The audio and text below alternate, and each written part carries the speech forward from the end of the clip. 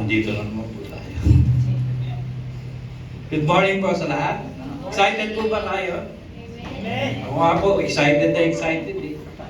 Dahil 2 oras lang ang tulog ko.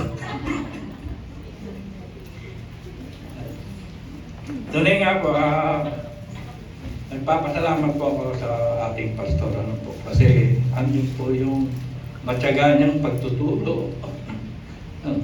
Naiiyak na tuloy ako. Sabi nga kay Pastor, wala po ako talagang calling ata. Sabi niya, meron ka.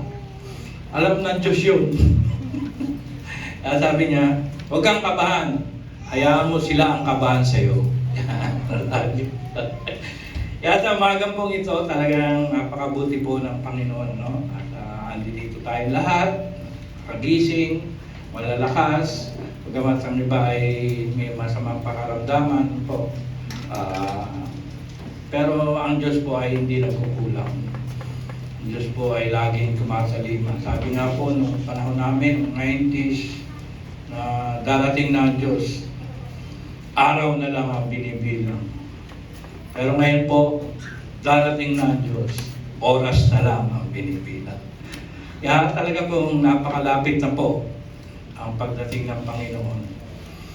Kaya tayo po ay dapat handa sa lahat ng oras. Ngayon po, ang pag-usapan po natin ay ang aklat ng kawikaan. Binigay po sa akin ito ni Pastor noong second week ng January. Napunit pa nga yung card. Ayan. Brother, itugtong mo na lang. Kaya matagal naman po ang preparasyon at doon din po nga sabi ko, nagpapasalamat ako sa ating pastor na matyaga siyang nagtuturo at gumagabay sa amin para makatayo po rito. Ang title po ng ating pag-usapan sa araw na ito ay Wisdom as your treasure in life. As our treasure in life.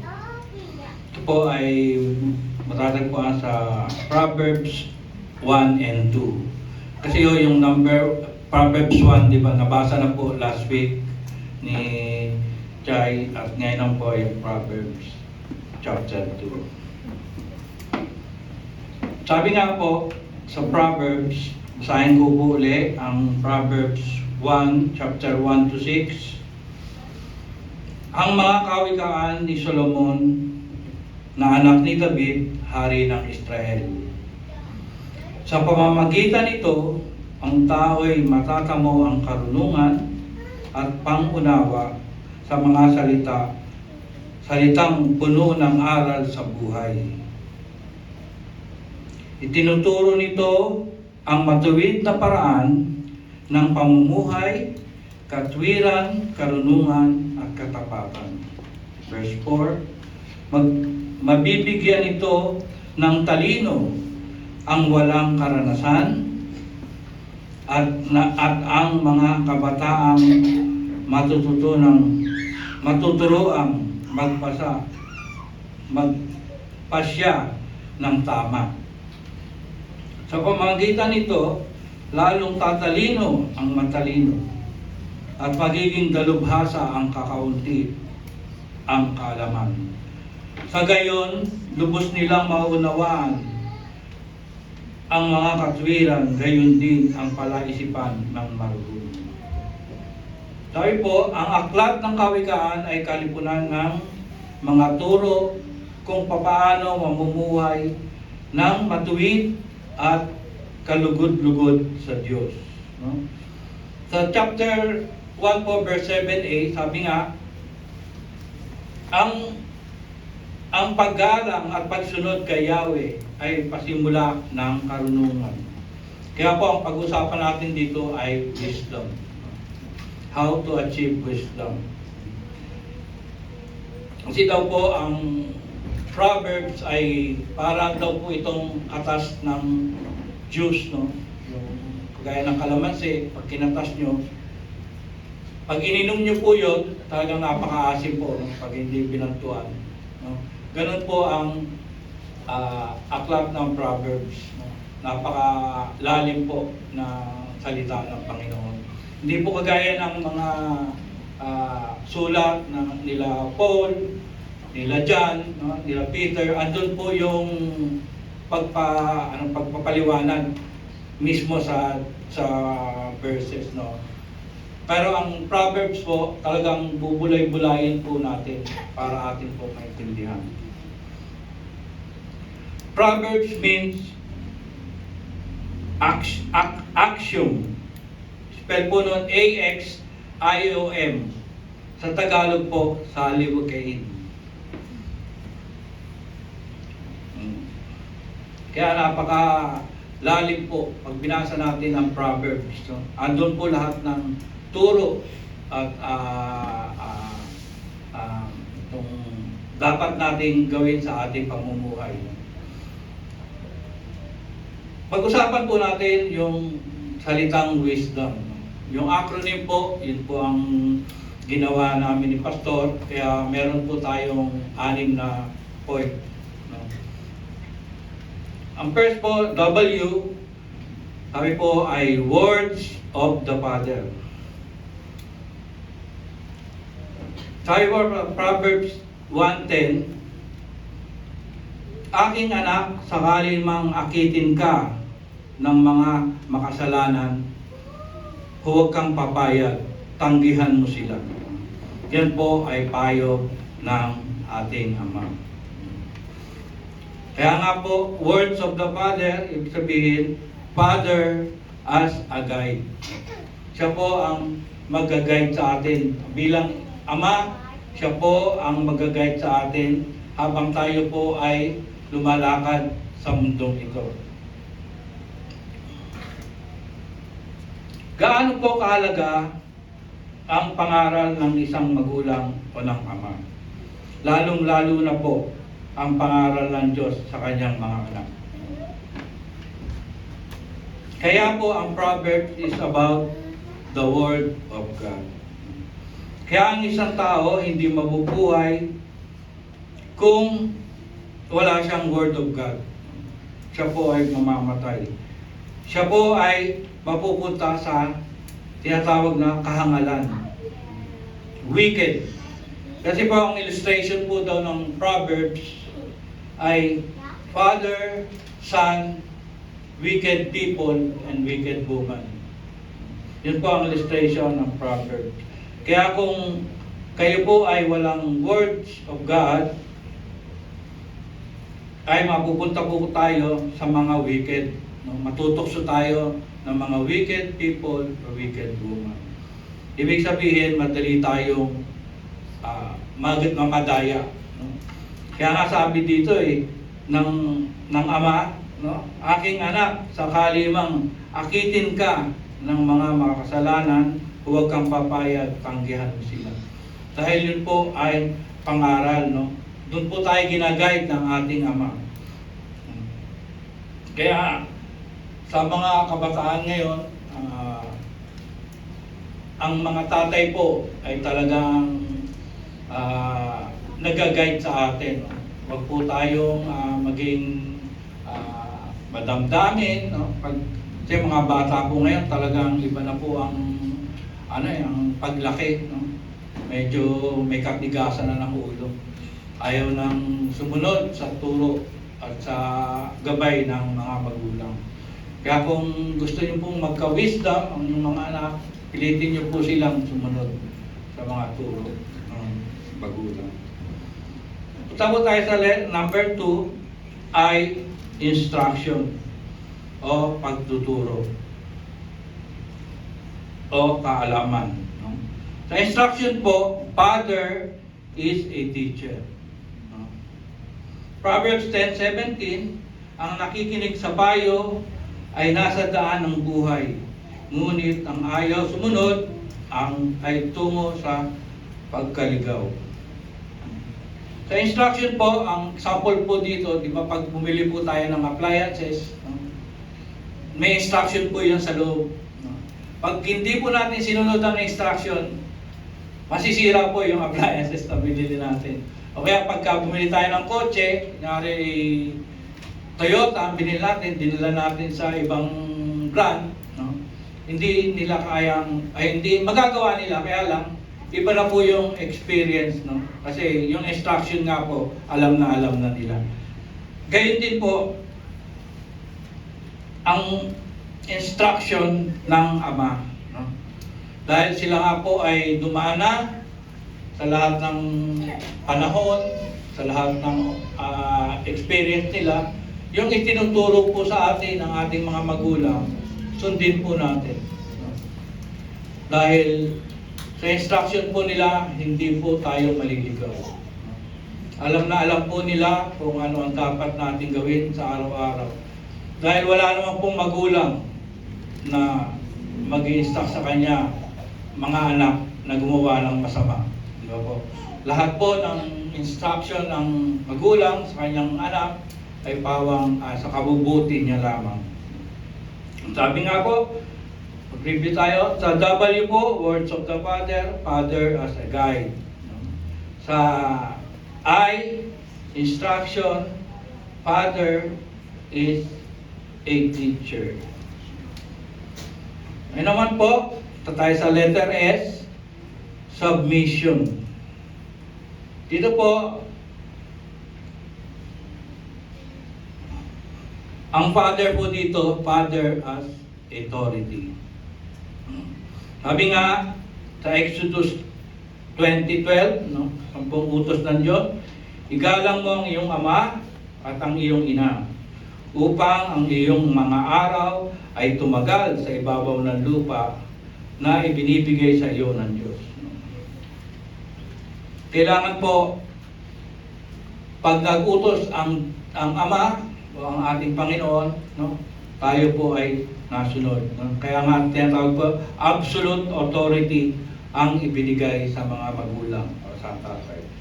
Tandaan niyo po, ang magulang po ang representative ng Diyos. No? Kaya kung tayo po ay nasunod o nagpapasakop sa authority o sa ating magulang, nasunod din po tayo sa Panginoon. Ano ang authority ng magulang sa mga anak? Sabi nga, absolute authority. Pag ang magulang ang nag-utos sa anak, dapat ito ay sumusunod. Sabi nga po, sa ating binasa, igalang. Ang igalang po ay pagsunod. Ngayon po talagang sa panahon po ngayon, no, iba-iba na po klase talaga ng mga bata. No. Talagang minsan talagang pinipilipit mo na, ay pa rin sumunod. Talagang sila pa rin po ang nasusunod. Kaya lang po, kaya nga sabi ng Diyos, absolute authority. Panindigan po ng mga magulang o ng tatay ang gusto niya mangyari, no? Para ang mga anak ando doon yung pagsasubmit sa authority, sa magulang. Ang tunay na wisdom,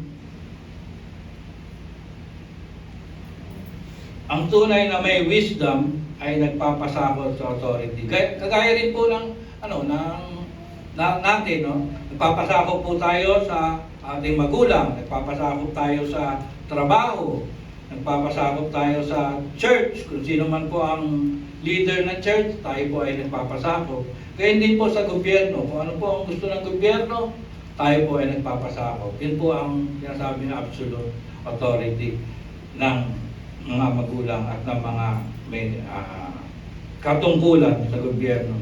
Kailangan po tayong magpasubmit. Minsan po ang hirap talaga magpasubmit na po. Alam mo talagang mataas ang katayuan mo sa tao, no? Mataas ang pinag-aralan mo. Minsan sa opisina, no? Pagka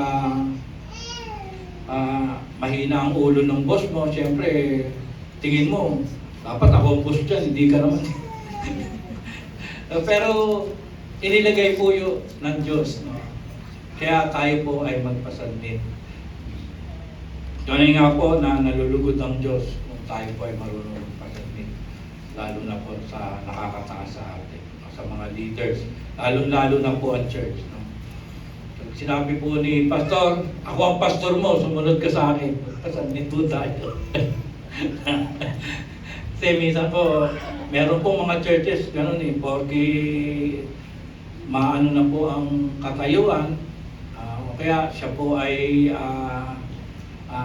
nakakaalwan, no? Kung baga ay malaki ang ano niya, ambag niya sa church, kailangan ako masunod. No? Hindi po gano'n ang turo ng Panginoon. Magpasubmit po tayo sa ating leaders. Ngayon po, review tayo ulit, no? Words of God sa W, Father as a guide. Sa instruction po, Father as a teacher. Submission po, letter S, absolute authority. Father as authority. Ngayon sa direction po tayo, letter D, direction. To achieve goals is to achieve proper direction. Ito po ang tatay, father as a motivator. Sa Psalms 32 verse 8, ang sabi ni Yahweh, aakayin kita sa daan, tuturuan kita at laging papayuhan. Sabi po, in the book of Proverbs, in order to achieve and to receive the reward of life, you need to run in the proper and correct direction. Sabi nga ni Pastor sa akin, alam mo, ang book of Proverbs is a book of direction. Mababasa po natin talaga yan sa Kawikaan. Marami pong itinuturong direksyon ang sumulat ng Kawikaan ni Ari Solomon. Hindi po tayo maliligaw. Tamang direksyon po ang ibibigay ng Diyos sa atin. Gayun din po ang ating mga magulang. Wala naman po sigurong magulang na ililigaw ang kanyang mga anak.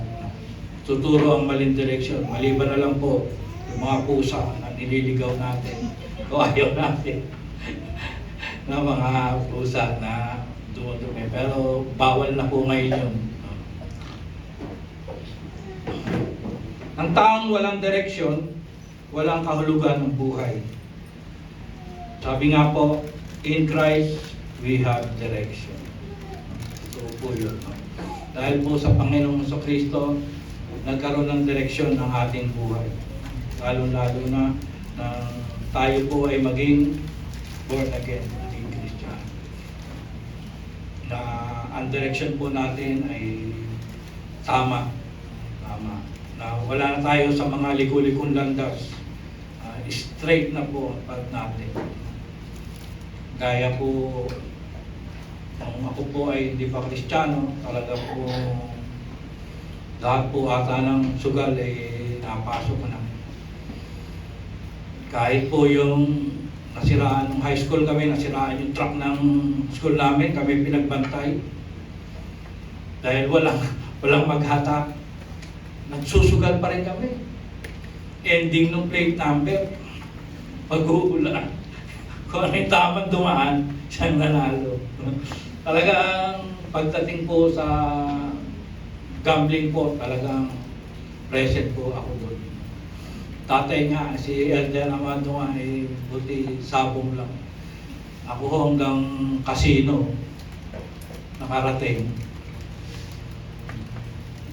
Tapos ang mga magulang ko pa, lagi nagmamadyong. Yung kapatid ko nga nanay ko nag-aalong ganun, pero karga-karga yung isi. Maano lang ang ano. Pero sa awa po ng Diyos, no? Nakakakilala sa Panginoon, umayos po ang daan. Natuto po ng tamang direksyon. Bagamat rough road minsan, hindi po natin maalis yun. Kasi ganun po talaga ang isang Kristiyano. Pinadadalisay ng Diyos para pagdating sa kanyang pagbabalik, no, tayo'y buong kamay natatanggap.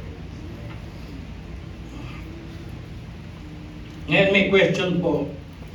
Talaga po bang sumusunod tayo sa ating mga magulang? At higit sa lahat, sumusunod ba tayo sa Diyos? Yun po ang tanong. Kung oo po, nasa tama po tayong direksyon. Sabihin niyo po sa ating mga katabi, nasa tama kang direksyon. Nasa tama kang direksyon. Hindi ka naligaw. Na-late ka nga lang.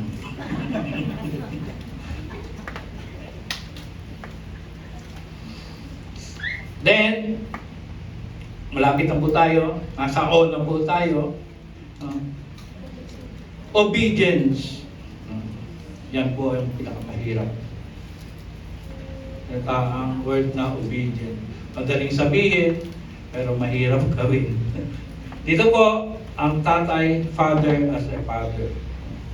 Proverbs 22:4, ang paggalang at pagsunod kay Yahweh at ang pakumbaan ay magbubunga ng yaman, buhay at karangalan. Example po ng obedience ay ang ating Panginoon Kristo. Kahit sa kamatayan, binigay niya ang kanyang buhay para sa kaliligtas ng sangkatauhan na naniniwala sa Kanya. Sabi nga, obedience is better than sacrifice. 1 Samuel 15:22. Sabi nga po, ang pagsunod po, no? Sabi nga, ang Panginoon sa Kristo, kahit sa kamatayan, sumunod siya para lang, tayong lahat ay maligtas. Kaya, importante po ang pagsunod, ang obedience, no po. Dahil, doon po makikita na talagang ma-achieve mo na yung wisdom na ibinibigay ni Lord. Kasi mahirap po talaga ang pagsunod. Sabi nga sa Efeso 6:1, mga anak, sundin ninyo ang inyong mga magulang sa Panginoon sapagkat ito ang nararapat. Ang pagsunod po sa magulang ay nararapat gawin ng bawat isa sa atin. How many times that you disobey your parents? How many times you disobey your God? Sabi nga, you cannot achieve wisdom if you disobey your parents and our God. Tunay nga po na kailangan po natin ang pagsunod para maranasan po natin yung wisdom na ibubuhos po ng Panginoon sa atin. Kasi kung may wisdom po tayo, talagang napakasarap po ng buhay natin. Alam natin yung tatahakin natin, alam natin yung pupuntahan natin, direction, no? Alam natin yung sasapitin ng buhay natin dito sa mundo. Pero kung hindi po tayo susunod, talagang wala rin po tayo. Importante po na tayo po ay sumunod sa Panginoon. At ang panghuli po, nung sinabi nga po ni Pastor, itong ilagay mo. Pero parang ang hirap po intindihin. Sabi niya, sa M, lagay mo massive, lasting reward. Sabi ko, Pastor, massive, napakabigat to. Talagang overflowing, parang ganun po, ang massive. Sabi, dito po ang Father as a rewarder. Pagpapala na po. Kung tayo po ay may words of God, ay words of the Father, Father as a guide, instruction, Father as a teacher, submission, Father as an authority, direction, Father as a motivator, and obedience, Father as a Father. Andito na po yung pagbubuhos ng papala. Massive, lasting reward. Father as a rewarder. Wala naman pong ama na gustong ay hindi bibigyan ng ang lahat-lahat sa kanyang mga anak. Diba po? Lahat kung kayo, ang mga tatay nga po, di ba meron pang mga last will, no? Lahat ng aking may iwan na utang ay babayaran ng panganay ko. sakit kong diabetes para sa pangalawa kong anak. Wala naman pong gano'n. Ano. Lahat po ng mana na iiwan ng kaya massive po eh. No? Ibinubuhos na lahat at ibinibigay sa kanyang mga anak. Kaya rin po ang Ama natin. Sabi nga sa Psalms 119:65, Lord, I am overflowing with your blessing, just as you promised. Napakaganda po ng salin na to. Talaga pong pag tayo po ay sumunod sa Panginoon, yung overflowing ng blessing po talagang binibigay niya. Kasi pangako niya po yan sa bawat isa. Bakit po massive? Dahil sobra-sobra po ang tunay na pagpapala at kapayapaan ang pinagkakaloob ng Diyos sa mga anak niyang binibigyan ng wisdom. Sabi nga, ang tanong, how to achieve wisdom? To follow the words of our Father, instruction of the Lord, submission to the authority, direction to achieve obedience to your parents and to our God. Then we receive a massive lasting reward from our Lord. Kaya sa umaga pong ito, tunay po na we need wisdom para tayo po ay makalakad ng maayos.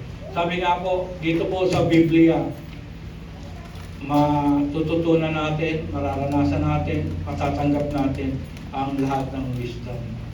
Sabi nga sa acronym daw po ng Bible, sa believers instruction before leaving earth. Sa mga unbelievers, basic instruction before leaving earth. Mahalaga po, tayo po ay laging nagbabasa, laging nagbubulay-bulay. Sabi nga sa Psalms 1, bulayin natin araw at gabi ang salita ng Diyos to gain or to achieve wisdom. Kaya sa umagang ito,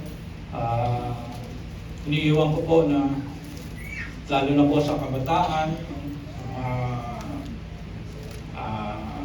mga anak na tunay nga po ang pagsunod at ang pagpapasakop sa ating mga magulang, lalong-lalo na po sa ating Diyos, ay para sa kabutihan po ng bawat isa. Tayo ay manalangin. Panginoon, salamat